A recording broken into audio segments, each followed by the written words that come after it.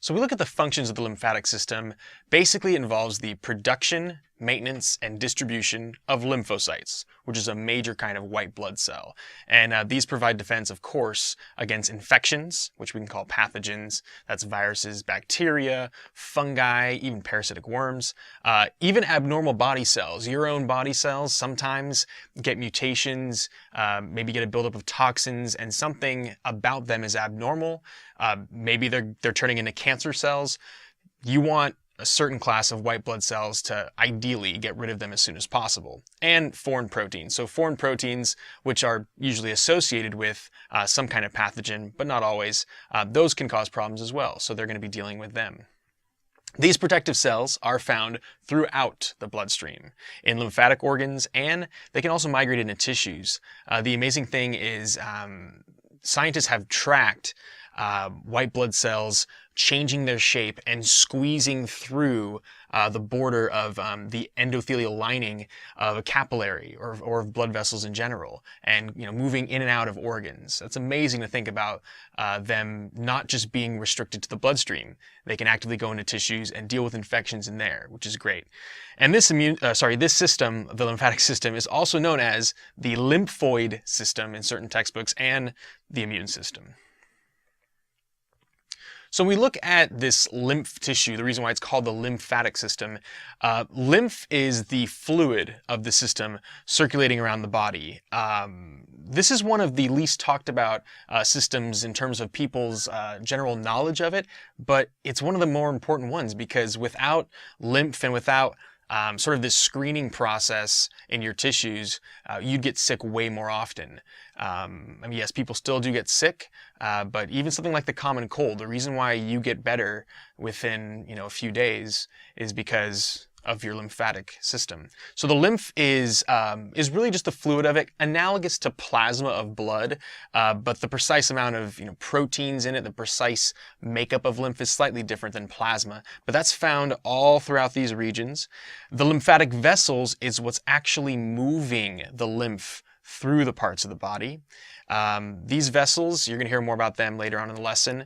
Similar to blood vessels, there are some differences. Lymph nodes are these little circular pockets that you see throughout here. You'll see more pictures later on. But lymph nodes are kind of like miniature lymph organs, little collections of lymph fluid, and where some white blood cells will be hanging out. The lymphoid organs, a little bit bigger. We're talking organs like the adenoids or the tonsils, thymus gland behind the sternum, and then the spleen, this organ that's tucked under next to the stomach. Those have a lot to do with helping out with the lymphatic system. And then lymphocytes. These are the cells, the white blood cells specifically, of the lymphatic system. And then later on, we'll also be talking about nonspecific defenses versus specific defenses, and acquired immunity versus passive immunity. Nonspecific defenses is the general things your body does regardless of what's invaded it, regardless of what abnormal thing is present, to combat that situation. Things like a fever. A fever is going to happen regardless of having some kind of bacterial infection in your respiratory tract or a viral infection in your respiratory tract. The fever is going to happen with either. But specific defenses is, hey, for this specific bacteria that's entered, your white blood cells are going to do something very particular to combat that. Certain virus entering your body, very particular things are going to happen. So those are the specific defenses to combat particular invasions. So when we look at the lymphatic vessels, we're going from thickest to smallest, kind of like saying from arteries to arterioles to capillaries. In this case, major lymphatic vessels, these are the deepest ones, just like arteries are going to be deeper than capillaries, especially when we're talking about the skin. But major lymphatic vessels, these are going to be deeper, and they're going to branch off into small lymphatic vessels and finally into lymphatic capillaries. Basically, the large lymphatic vessels contain valves for maintaining normal lymph flow, similar to the reason why veins in your circulatory system or cardiovascular system are allowing blood to continue to go in one direction.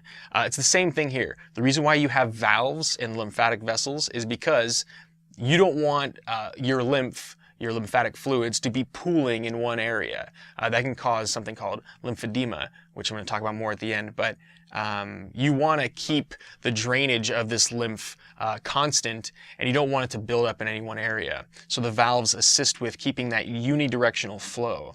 Lymphatic capillaries are present in almost every tissue of the body. Almost every tissue. That's amazing to think about because, hey, lymphatic capillaries, they're kind of like assisting your bloodstream in screening out harmful things and kind of almost like dealing like with security checkpoints in a sense. So it's great that these tiny little capillaries containing this lymph fluid are associated with virtually every tissue. But they do differ, the vessels, from blood capillaries because they originate as pockets, not as continuous tubes. So if you think about how blood moves around the body, it is a continuous tubular network, and the origin of the red blood cells is going to be from typically bone marrow. But your lymph originates in little pockets and then drains out. So in these little pockets is where you're producing the lymph fluid, and then it's exiting out constantly and kept going in that direction thanks to the valves. They typically do have larger diameters than the blood vessels, but thinner walls. And also the endothelial cells of these lymphatic vessels overlap. So if you looked at the endothelial lining of blood cells, those cells are flush with each other. They're directly adjacent, not like this. So you're going to see some overlapping endothelial cells if you zoomed in really close on a micrograph or microscopic picture of the lymphatic vessels, the inner lining. All right, these lymph nodes, these are the small lymphoid organs that vary in size depending on which one you're looking at. Some of them are 1 millimeter in diameter, some are 25 millimeters in diameter, which is quite large. Most are concentrated in the neck, armpits, and groin. And you generally don't think about them until you go to the doctor, maybe you're sick. The reason why the doctor would feel this area of your neck if you're claiming that you have some kind of cough that won't go away or a sore throat is they're really checking whether or not your lymph nodes are swollen here. So if your lymph nodes are a little bit inflamed and a little bit puffy in this area, that tells you that your lymph nodes are kind of working overtime. That inflammation in those regions means you're probably combating or fighting against some kind of infection. And they're also going to be located in the armpits and in the groin region. But they are scattered throughout. It's just they tend to be more concentrated in these regions. And the lymph nodes, they function like a kitchen water filter in terms of filtering out bad stuff before it ends up going back into the bloodstream. So it purifies the lymph, that fluid that is associated with the lymphatic system, before it enters into the veins. Macrophages, which means giant eaters, a kind of a white blood cell, in the lymphatic sinuses, just pockets of the lymphatic system, engulf or swallow foreign bodies like antigens, we'll talk more about antigens later, which are presented to lymphocytes. And this process here, the antigens presenting them to the lymphocytes, that's a major part of you enabling your white blood cells to know what the bacteria has on it, what the virus has on it in terms of protein structure, and being able to identify it quickly and kick its butt, get rid of it out of your body. So this is a little drawing of the pelvic region near the groin, and you could see all these little brown circular objects. These are lymph nodes scattered throughout, and the lymph nodes are connected to each other by lymphatic vessels. All right, now in terms of the larger lymphoid organs, one of them is the thymus. To hear more about the thymus, if you look at the endocrine system lessons, I talk more about the hormone function of the thymus, but here is more structural information. So it's located in the mediastinum, posterior to the sternum, near the heart. It contains lobules, and these lobules, they're about 2 millimeters in diameter. Here's a little cross section. So if we took a slice through the thymus and looked down into it, this is a lobule or lobule. Here are these different lobules, and each one has 2 distinct layers, kind of like in the kidney or the adrenal gland. Once again, we're using the terms cortex and medulla. So the cortex is the outer region, the medulla is inner. So if we look at the outermost part, that's where lymphocytes are dividing. Lymphocytes making more lymphocytes, making more lymphocytes. And those daughter cells, the products of those mitotic divisions, as they move into the medulla, that's where they're going to undergo maturation. So the T cells is the specific ones we're talking about here. And the way that I remember that is thymus starts with a T, so T cells mature in the thymus. There's another kind of lymphocyte called B cells, which we're going to talk about more later at the end of this lesson. So these T cells, as they migrate into the medulla, they tend to leave and actually go out into the vessels after about 3 weeks. They're ready to go. And there's different types of T cells, which we're going to go over in a bit. Hormones from this gland promote the maturation of lymphocytes, specifically the T cells. The spleen, another important but not vital organ, it contains the largest amount of lymphoid tissue in the body. It's red because of the large amount of blood flow. The thymus has a reddish appearance too, but the spleen is much more a deep, dark red. It's about 12 centimeters long, about 160 grams in mass, or 5.6 ounce weight, and lies lateral to the stomach on the left between ribs 9 and 11. So it's kind of a next door neighbor of the stomach. The stomach is right in this region. So ribs 9 and 11, that's almost all the way down, because rib 12, that's the last pair. So it is protected by the bottom of the thoracic cage. This is one of those organs that I said is not a vital organ, because sometimes doctors will do a splenectomy, a taking out of the spleen. If, let's say you were in an accident, you fell on it, a collision in some kind of contact sport ruptures the spleen and there's internal bleeding, you got to take it out, because that can kill a person. If you do get a splenectomy, if it's taken out, you can live a perfectly fine life, but you're going to be a little bit more susceptible to certain illnesses, because the spleen does assist your lymphatic system in dealing with different infections. So there are areas in the spleen called pulp, and you can see from this cross section, this is a transverse cross section looking down into it. You can see that there's white areas and there's red areas. The red areas, the reason why they're red is because red blood cells. That makes sense.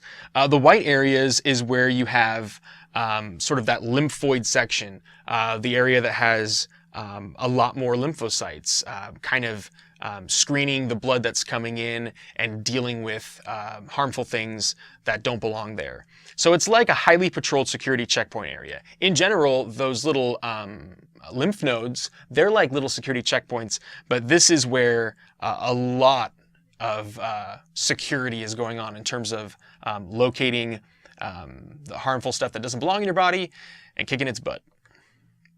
All right, now in terms of the different kinds of defenses, we could talk first about non-specific defenses, and I mentioned these earlier, that the response in terms of your non-specific defenses is the same regardless of what's invading, and they also call it non-specific resistance. So one example is physical barriers. If you think about all the layers and parts of your body that, like, let's say air has to go through to finally get into your bloodstream, you have a lot of physical barriers. Think about the air you breathe in terms of, dust getting caught in the hairs of your nostrils, in the mucous membranes of your nasal mucosa. Then you swallow it sometimes, and it goes into the stomach where it's very, very acidic, and it's probably not going to survive that. If it's not being swallowed and it's actually being inhaled down into the trachea and bronchi, etc., you've got those cilia that are sweeping up mucus. You've got lymphatic patrols of the different alveolar bundles. There's so many physical barriers to finally, that has to pass before it finally gets into the bloodstream. So physical barriers, regardless of what you're being exposed to, virus, bacteria, fungus, there's a lot that you have protecting your body. Phagocytic cells.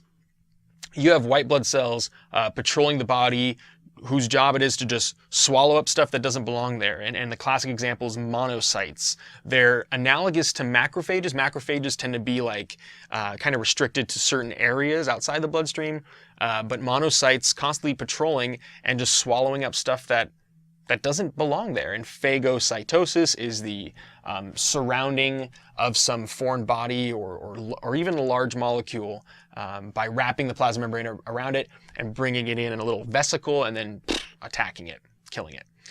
Immunological surveillance. This is pretty much equal to what the natural killer cells are doing. NK cells. Natural killer cells.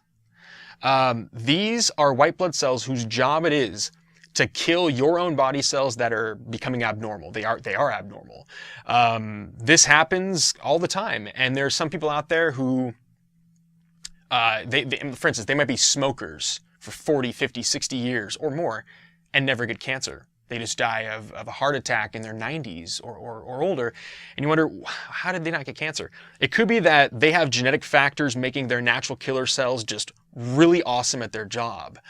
So anytime that some abnormal cell growth happened in their respiratory tract, the natural killer cells nipped it in the bud and just, destroyed it before it could turn it to cancer. Some people's natural killer cells are not doing the best job, and they tend to be more susceptible to cancerous growths occurring. So this is a way that you keep body cells in check if they're not doing what they're supposed to do. Interferons, these are chemicals that actually make it harder for something like a virus to keep spreading, and it actually will make cells in the region of where that virus is less susceptible to getting that virus coming into them. So interferons, regardless of what kind of virus infection you're exposed to, these secretions, these little peptides, these protein bits, they're going to make it so that you're more likely to defeat the virus. Inflammation, whether it's an allergy, bacteria, virus, whatever. Inflammation is your immune system's response to, it's a swelling thing. If something is in your bloodstream that doesn't belong there, there's going to be a stimulation to expand the blood vessels in that area, get more blood flow in terms of volume, and that's going to get more white blood cells to the area. And the more white blood cells go to the area, the more likely it is you're going to get rid of that infection quickly. Fever, fevers happen and they're very uncomfortable, but it serves a purpose. So here's the Celsius scale. Normal, it depends on the person. If we're talking Fahrenheit, it's going to be a different number, obviously, but 37 degrees Celsius, that's high 90s. 98.6 is what a lot of people say is normal. My normal is 98.2. Some people might be 98.3 is their normal baseline, but regardless of where you are in that 98 degree range, your regular body temperature is going to be about 37 degrees Celsius. If it gets up into high 37s or 38 degrees, 39 degrees Celsius, you're talking a fever. And that usually means that you are sick with something substantial. So the fever, if you're wondering, why does it happen? Why does my body heat go up? It makes it harder for the virus or bacteria to spread in that hotter environment. So it does serve a purpose, even though it causes us some discomfort and we end up sweating a lot and it's just not pleasant. It does serve a purpose. There are medications that will reduce your fever, but still enable white blood cells to get the job done. All right, specific defenses. So depending on the particular type of pathogen, you're going to have very specific kinds of reactions to that. So this is known as immunity. When you become immune to something, that we're talking about a specific defense. So this is the coordinated activities of B cells and T cells, two major types of lymphocytes. So here's the two kinds of immunity. Innate immunity means you're born with it. You're born with the ability to react to different things that you're exposed to. You can't change that. So that's based on genetics. But a lot of immunity is acquired. It's picked up just by living, by you being exposed to different pathogens or foreign bodies. So when we talk about acquired immunity, what you gain as life goes on, you could talk about active acquired immunity versus passive acquired immunity. So active acquired immunity, how do you naturally acquire it? Well, a good example of that is think about a baby that's just been born and they get exposed to something, some germ. That's an example of how a baby can naturally acquire active immunity. So the baby's, sucking on something that had germs on it, well, introducing that bacteria from that toy, whatever they had in their mouth, that's going to allow their white blood cells to identify, be like, oh, okay, now we know what this is. We'll be able to prevent it spreading in the future. So that's just being exposed to stuff in your environment. Induced active immunity is vaccinations. So if you get an immunization is another term for it. A lot of kids these days are immunized against chickenpox. When I was a baby, they didn't have that in wide distribution in terms of getting a shot that gets rid of the chickenpox thing in the future. I got chickenpox when I was about 7 or 8, and chances are I'm not going to get it again because I have cells that have retained a memory of what that chickenpox virus was like. So if I'm exposed to it from someone in my environment, I'm not going to get sick. However, some people do get sick with chickenpox more than once because sometimes the second exposure, the genetics of that particular chickenpox virus was slightly different, so that it's not quite the same kind of signaling that your body is used to. So you might get sick a second time. But if you've been vaccinated, you've been exposed to the dead virus. It's like exposing your body to the non-active form of the virus. They look at the proteins like, oh, okay, that's what this thing's made of. And they're able to kind of retain a memory of what that's like. So if you are exposed to the live active virus from somebody touching you or whatever, then you're probably not going to get sick. Here's another interesting example of vaccinations. I found this image. I wasn't sure of the exact year, but it's probably from the 60s when smallpox was still an epidemic that was a problem. So this little announcement, be vaccinated this new year against smallpox. You know, they say that smallpox has been completely eradicated. So as of, I believe it was the late 70s, the CDC, Center for Disease Control, they had for years been doing this campaign where they were trying to distribute smallpox vaccines all over the globe, places like Africa, Asia, Europe, etc., and even here in the United States. And then when you get to the point where enough people have been vaccinated so that they won't get sick with smallpox, and the people who currently have smallpox are no longer spreading it to others, the people with smallpox, once they pass away, the smallpox has no humans to be inside of and pass it along to other individuals. So we now consider this to be eradicated. There are smallpox samples in labs around the globe. Hopefully they stay there and aren't exposed to anybody, because we don't vaccinate people against this anymore. We do vaccinate with a lot of other kinds of things that are still out there. Now, moving on to passive acquired immunity. One example of passive acquired immunity in terms of it being naturally acquired is when you're a baby, getting antibodies from your mom. So not the actual surface of the virus or surface of the bacteria. You're getting antibodies either through the placental connection, which you can hear more about in the embryological lessons. But the placenta is how a baby gets its blood. And I'm going like this with my fingers because there's these connections that allow the mother's blood to end up going into the placental side that goes with the baby and through the umbilical cord. And that's how the baby gets all its oxygen and nutrients while it's developing. Sometimes you can have antibodies crossing through that placental barrier, so the baby is born with antibodies against some kind of bacteria. And that's amazing to think about. Also, breast milk can sometimes have antibodies coming out from the mother through the breast milk into the baby's body. So that's a naturally acquired passive immunity. And then induced passive immunity would be something like you can actually inject antibodies into somebody rather than injecting like the surface of a virus or something like that. So rabies, if somebody may have been exposed to rabies, you can inject antibodies into that person's bloodstream to help them deal with that particular infection. All right, T cells. What are these guys? So they're responsible for cell-mediated immunity, meaning not based on antibodies.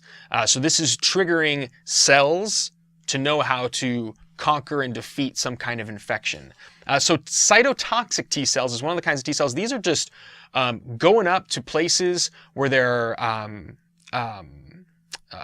viruses or bacteria in peripheral tissues, like just, in the layers of your skin, in, parts of your liver. They will migrate into those areas and just destroy them. They'll just eat them up and destroy them. And that's why they're called cytotoxic, because they have certain packages, little vesicles, you can call them lysosomes, that contain enzymes that are designed to help like eat up and destroy some kind of virus or bacteria. Now, helper T cells, the reason why they're called helper T cells is without their signaling, other T cells and B cells, another kind of lymphocyte, would not be successful. And helper T cells is the main kind of cell that HIV or AIDS is going to invade and destroy. Suppressor T cells, kind of the opposite of what T cells are doing. So helper, and I meant helper T cells, the opposite of this one, because helper T cells, they're helping out T cells and B cells in terms of stimulating them to do their job. But suppressor T cells, they tell them, hey, back off. They'll be responsible for stimulating them to kind of hold back and not have as many cell divisions. And if an infection is over, if it's been defeated, suppressor T cells are going to turn off that reaction. So to be activated, T cells must be exposed to an antigen. And an antigen is usually some kind of protein or proteinaceous kind of surface molecule. So if you look at a plasma membrane, there are these little proteins sticking out the surface of them. Those are antigens. Bacteria are going to have antigens on them. Viruses going to have antigens on them. Even the surface of a parasitic worm is going to have certain proteins that are unique to that species. The reason why it says abnormal plasma membrane proteins is it's abnormal to you. So you have your own particular proteins on the surface of all your cells based on your genetics, unique to your body. Even your brother, even your parents are going to have slightly different proteins. So the introduction of abnormal membrane proteins in your body, that's antigens. And your body will respond to those antigens with T cells and their butt-kicking abilities. The major histocompatibility complex proteins, or MHC proteins, are what allow your body to identify friendly cells versus abnormal cells. So friendly cells meaning your own normal body cells. Abnormal cells meaning virus. I mean, that's not really a cell, but viruses, bacteria cells, parasitic cells. This is going to have a certain protein composition, certain kinds of antigens that are not normal. And MHC proteins actually present foreign antigens. You're going to see a demonstration of that in a little bit, that MHC proteins, they will present an abnormal antigen. So let's say a cell got invaded by a virus, and that virus is actively making new viruses. It's using the machinery of that host cell to make a bunch of new viruses. That means they're making a bunch of abnormal proteins to your body. They're virus proteins. Well, the MHC will actually take the antigens and present them outside of the cell, and it's kind of like a flag, like a little white flag, like, help us. So that means some T cells are going to notice that, be exposed to that antigen, and then kind of signal other ones like, hey, we have a problem here. There's abnormal proteins in this cell. That means there's some kind of invasion from foreign bodies. All right, so here's this antigen presentation that I was just trying to kind of act out for you. Here is a cell that's been invaded. Let's say it's been invaded by a virus. So this is the antigen presenting cell. MHC, major histocompatibility complex protein. So you have a couple different classes of MHCs, but this MHC is going to take antigens and be like, look, here it is. When they say immature T cell, it's kind of like saying currently inactive. So it's a T cell that's looking for these abnormal antigen presentations. And rather than a white flag, it's better to say it's kind of like a red flag. We have a problem here. So this immature T cell, once it comes into contact with that antigen, then it's going to become activated. And this is going to tell, chemically, other cells, and it's going to cause cell divisions that are going to tell other T cells, hey, this is what you got to do. So a helper T cell, it's going to secrete things like interferons. I almost said interleukins. So interferons are those particular chemicals, peptide-based chemicals, that are going to signal cells like, hey, we have some kind of viral invasion. Be ready for this. Cytotoxic T cells, these are the ones that are going around and actually like actively eating up all of these other cells that are going to have the similar antigen presentation. even if the virus has just invaded one cell, that virus is going to bust out of here and invade thousands of other cells. So if it wasn't for these cytotoxic T cells eating up the ones with the abnormal antigens, you'd have a problem, and that virus could destroy tissues. B cells. This is another kind of lymphocyte.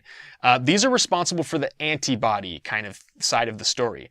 Responsible for antibody-mediated immunity. And antibodies, if you watch the blood lessons from before, those are those like Y-shaped looking proteins that will attach to antigens.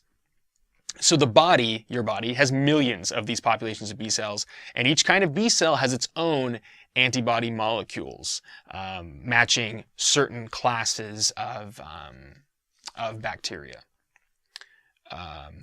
Activated when they receive the OK from a helper T cell. So remember in the previous slide about sort of that signaling of like, hey, we got a problem here. So a helper T cell is going to be activated when there is a need for antibodies. And if there's no need, then you're not going to have the activation. More about antibodies in a bit. But memory B cells, these are similar to the class of T cells that is able to retain a memory in terms of the antigens that you've been introduced to. But these retain a memory on how to make antibodies. So when you are vaccinated against something, the reason why a vaccination will sometimes last like 10 years is memory B cells can live up to 20 years in your body, that same cell. I mean, compare that to red blood cells. Red blood cells will live like, hey, maybe 2 months, if that. But memory B cells last decades. And sometimes they say, hey, you need a booster shot. So I was vaccinated against meningitis a little over 10 years ago. A doctor would tell me like, hey, you need another meningitis vaccine because the B cells in my body that were able to retain a memory of what that meningitis actually looks like on the surface in terms of the antigens and what antibodies match it, maybe they're all dead. And so I need to reintroduce that vaccine in my body to enable the new memory B cells to retain that antibody making ability. So B cells in general, I remember antibody B cell. So that's how I remember that. Antibodies with a B come from B cells. And when stimulated, these memory B cells will divide and differentiate and secrete massive amounts of antibodies. So let's say I do get a booster shot for meningitis. My body's initial response, the primary response to that, is going to be a fairly decent immune response. But if you compare that to the time that I'm actually introduced to the live, active meningitis pathogen, the secondary response is going to be a flood of antibodies. Like, hey, this is our chance. We got an invader and we know how to kick its butt. Let's secrete millions and millions and millions of antibodies. And that's how you won't get sick with meningitis, thanks to that vaccination. So what do these antibodies look like? These are proteins secreted by B cells, remember antibody B cell, for the purpose of attaching to antigens on abnormal cells. So remember antigens, an antibody will match up to it. And the reason why it happens is because, see this little, looks like a puzzle piece here on this big Y-shaped protein. There is a matching of the antigen to this. So it's kind of like that lock and key mechanism I mentioned in previous lessons where the surface of an antigen has a unique protein conformation or protein shape, and this matches that. So what do the antibodies do? Well, the antibodies that are attaching to some kind of pathogen on the surface of it, they're not only helping to mark it like, hey, this is a sitting duck that needs to be eaten up, but it also prevents them from further damaging tissues. So antibodies serve a few different functions. But there are 5 types of, or classes of antibodies. And the reason why we say that is you've got the heavy chain, the blue part here, and then this little orangish reddish part is the light chain. Down here, it's always going to be the same. But the variable region is due to different kinds of light chains that you're going to add on to modify what the shape of this here is on the tops of the Y shape. And another nickname for antibodies is immunoglobulins. And it's because this is a globular protein that's going to be found in your bloodstream, and it has to do with immunization. So immunoglobulin. That's what the IG means. IgG, IgE. These are the 5 different classes of antibodies in terms of their types. And in more advanced classes, you'd have to know, like in immunology class, you'd have to know exactly what these are for. But I just want to introduce you to the terms. So this is a type of antibody, and Ig is immunoglobulin. And I mentioned this in the previous slide about primary versus secondary response. Primary response is when you are, let's say, introduced to a vaccination. The initial flood of antibodies is it's fairly significant in terms of your B cells reaction to it. But the secondary response, if you were to measure how much of an immune response there is in terms of the flood of antibodies, this is way bigger. And that's a good thing. That primary response, introduction of that pathogenic antigen from the dead pathogen or inactive pathogen, is preparing your body for when the real thing could possibly be introduced to you. All right, immune conditions and disorders. An allergy, there's probably a lot of genetics having to do with this. So an allergy is an umbrella term for a reaction your body has to some kind of stimulation, some kind of stimuli that is going to irritate your immune system in a sense. So I have minor allergies to grass, minor allergies to pollen and pet dander. But I had a dog growing up. I didn't get full-on anaphylactic shock or a deadly kind of allergic reaction. All that would happen is I would get a stuffy nose. So I have minor allergies to certain allergens, to certain particles that if I inhale them, I get a little bit of swelling in the nasal cavity. That's it. So allergies, it probably has a lot to do with genetics in terms of how sensitive your body is to these different things in your environment. But the irony of allergies is that it's your immune system overreacting to something that is actually not deadly. So some people are deathly allergic to bee stings. The average person, when they get stung by a bee, it's like no big deal. Your body deals with that little amount of venom that's injected into you, but not a big deal. Peanut allergies. There's nothing that's deadly about peanuts, but it's the allergic reaction to that chemical that is deadly. So allergies, there might be some environmental triggers early on in life that also have to do with it, but we can't ignore the potential genetics in terms of why certain people's bodies react in a crazy way. So anaphylactic shock is when somebody does have a severe allergic reaction to something like a bee sting or something like even penicillin, which comes from a certain kind of mold, or peanuts, like I mentioned earlier. I've worked with students that were so deathly allergic to peanuts that just the airborne oils, some of these kids couldn't even go in older planes where they used to hand out peanuts, every flight to the passengers, because the oils from the peanuts are in the fabrics of the seats. And being exposed to just those oils causes their body to react so severely that you get massive inflammation all over the body, and swelling in areas like the throat could suffocate them completely. And I mentioned earlier, I believe it was in the hormones lessons, that from the endocrine system, an EpiPen, an epinephrine pen, if somebody is at risk of going into anaphylactic shock from severe allergic reaction, they're going to carry around a pen that's close to this size. That's an injection kind of emergency item, and it's an epinephrine pen. They're injecting adrenaline to constrict their blood vessels and save their life. They still need to go to the hospital though. An autoimmune disease is something like rheumatoid arthritis is an example. That's where, unfortunately, your white blood cells are attacking healthy tissues. And rheumatoid arthritis, over time, you actually have white blood cells attacking joints in terms of the tissue within the joints. Autoimmune diseases typically don't have a cure, but there are treatments that can help delay the long-term effects of them. HIV/AIDS. So HIV is human immunodeficiency virus. AIDS is acquired immunodeficiency syndrome. HIV is the actual virus. This is a picture of it, a computer-generated image of it. That's a virus that either enters your body because of sexual fluid exchange or blood contact, blood-to-blood contact.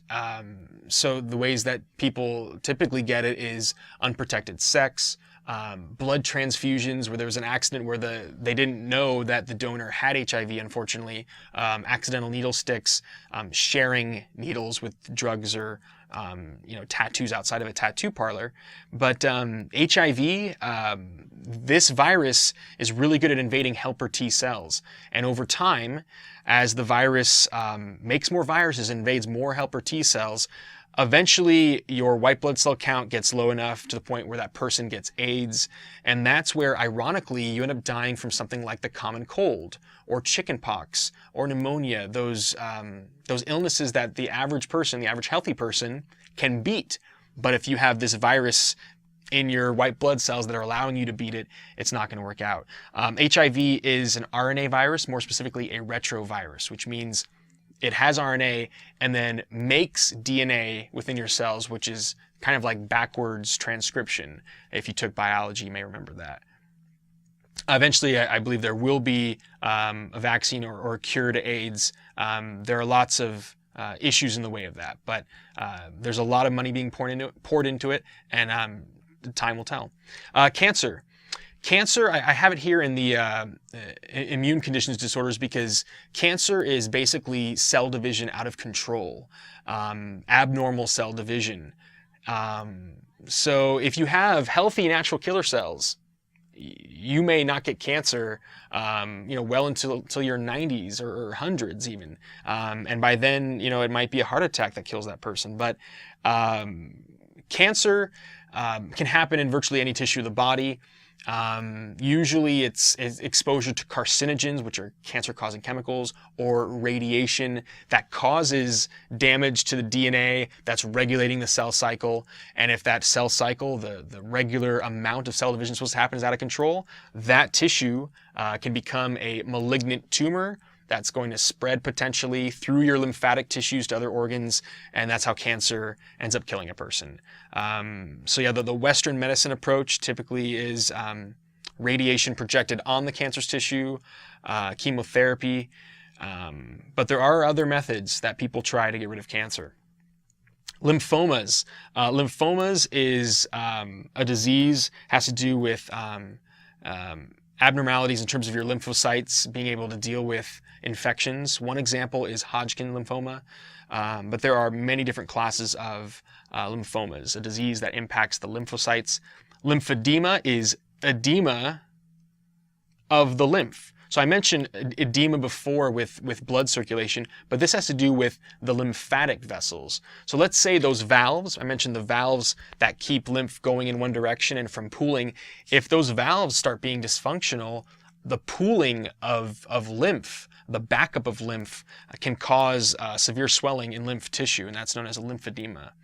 Graft rejection, if you get an organ donation, maybe it's a kidney, maybe it's a new liver, they will give you immune suppressing drugs to keep your immune system from freaking out, because remember that MHC thing, if those proteins are not exactly as they should be from your normal DNA, you're going to get what's called graft rejection, where your immune system is going to attack that newly introduced tissue. And it could be something as simple as a skin graft. Maybe the person was a burn victim and needed skin grafts from a cadaver. Tonsillitis, that's an infection of the tonsils, and they also call them adenoids. They're collections of, they're like miniature lymphoid organs in the throat region. If you get a lot of throat infections, especially as a child, you get a lot of swelling of the tonsils because the swelling is your body's response to that pathogen in your throat. It can be very uncomfortable and really irritating. So they'll go in and sometimes take out your tonsils, a tonsillectomy. So it depends on the person. I did not get a tonsillectomy when I was a kid. I guess I didn't get enough tonsillitis to qualify. But taking out the tonsils, it's not a vital tissue. It's just something to get rid of that annoying swelling and pain. You'll still be able to combat that particular pathogen without the tonsils.